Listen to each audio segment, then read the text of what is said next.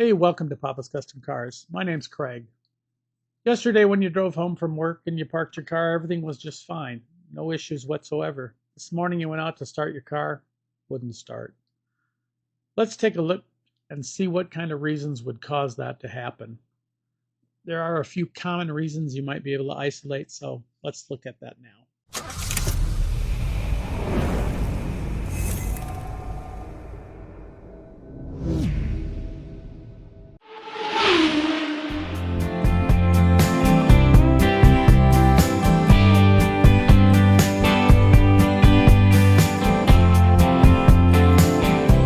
Now, this doesn't represent the battery in your car, but this is the battery in my tractor. And when my tractor doesn't start, the first thing I want to do is I want to check out my battery. One of the things I want to do is I want to look at the terminals and I want to look for any kind of corrosion that's built up. The corrosion can cause a bad connection, and that bad connection can cause your car not to start. Corrosion is just a naturally occurring thing that happens when electricity moves through a terminal. You'll get that corrosion if you look at your car battery and you see a lot of buildup around it. It looks like a fuzzy kind of white stuff. That's corrosion, and then you need to get it cleaned off. When you're under the hood of your car and you see that, just you got to get something to clean it up. They make all kinds of different cleaners for that, and also protectants. But you definitely want to stop that corrosion because that causes your battery's connector or connection to not be good, and could cause weakness and issues. So the next item that it could be is your starter. Your starter is generally going to be located here up on there's different places where it's located. You can search it out in your car. But basically what happens is when you turn your key onto the start position, a little wheel rolls out, grabs hold of that flywheel, and it spins it. That's what makes your engine, gives you that engine that speed to start up and get going. A starter not working properly can cause that not to happen. It could be clicking noises, or it just doesn't do anything. That could be an indicator of a bad starter. So you definitely want to investigate a little bit further and see if that's the issue. Make sure you check your battery first, because if your battery doesn't have the juice required, then your starter isn't going to have the power that it needs to spin over the engine to get you started. So the next item that it could be is the fuel system itself. In this particular example, this has a carburetor and it has a fuel pump generally located on the side. This one is being modified for fuel injection, but the delivery of, if you've got starter crank and she's spinning over fine and everything is going the way it's supposed to, then the fuel could be the next issue. Could be a bad fuel pump, could be a bad fuel injector, could be anything of that nature. So, possible issues are a clogged filter could be one.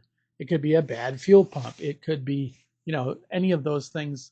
So basically, an engine needs fuel one way or another, either carbureted or fuel injected. Most of the newer cars are going to be fuel injected.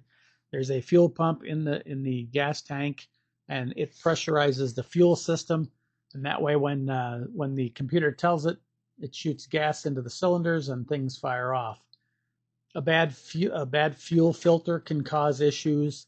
A bad fuel pump can cause issues. These are reasons that your car's spinning, the motor's spinning just fine, and everything's going just fine. It's just not starting, and it could be one of those two causes. So that's definitely something you want to look into. The next item could be your spark. So when an engine's running, the engine has spark plugs like this one. They're located at the end of these little blue wires, and the ignition system sends a spark to each cylinder on a timed basis and fires off, or lights, I should say, lights that gas on fire, causes the explosion, and that's what makes your engine run. If there is no spark to light off that fuel, you're not going to get an engine that runs. You're going to get an engine that spins and doesn't do anything. So again, there are different spark plugs, or excuse me, a spark plug could foul out. There could be an issue with the spark plug. So it's always good to check to see if you have spark. They make tools where you just put it in line with your spark and it'll tell you. A lot of the newer cars, you can actually hook your computer to it and it'll tell you which one's firing, which one's not firing, if there's a misfire or anything in that nature. So definitely, again, one of those things you can look at. If you've got a friend with a really good tool that can diagnose that issue, that's definitely a friend you want to have. The next item that could cause it are fuses and relays. If you're turning the key and the starter's not firing off, but you've checked the starter and everything's fine, it could be the starter relay that's not working properly. This particular one has one at the top of it, of the starter, and you can jump across it and see if that relay is working. But most cars, in the fuse system, they'll have a relay in there that when you push that button or crank that key or push that button, it sends the signal to the relay, and the relay says, okay, start. If that relay's bad, it's not going to send that signal, and it's not going to happen.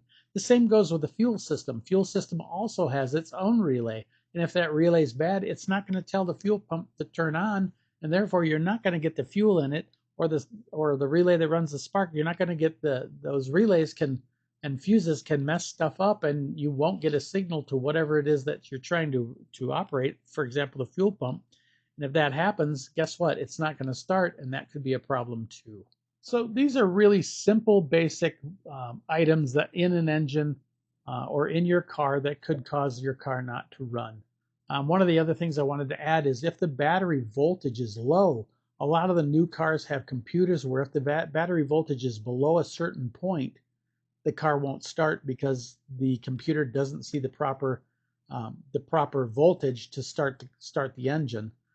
Be really careful if you're jump starting the car, because these do have very sensitive electronics in them, and jump starting a car like you did the old days is not recommended at all. You got to be really, really careful on where you hook everything to, and being very, very careful not to short out the computer. I mean, if you hook up, back in the day when you hooked up cables backwards, well, I shouldn't say it's something that could be common, but a battery could blow up on you. Nowadays, if you just touch the negative, the positive, negative, you could fry out the computer, or fry out a relay, or fry out a fuse or something of that nature. So these are just some general ideas on what could be wrong with the car. You know, I always start with testing that battery first. The battery is going to be the life of the car. That's the one that tells everything. Here's your voltage. Here's everything you need to run. So let's go for it. So again, you know, simple checks before you have an expensive repair can save you a ton of time and a ton of money. Try to know what you're going after or what the problem is before you go to the mechanic and spend thousands of dollars for them to sit there and try to figure out what's wrong with your car.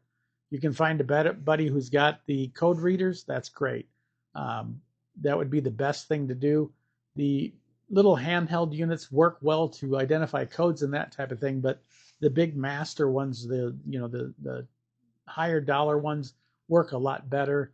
If you go to my page, www.papascustomcars, I've got links to a few readers in there that are relatively inexpensive, but the cost of one of those can save you the money in the long run.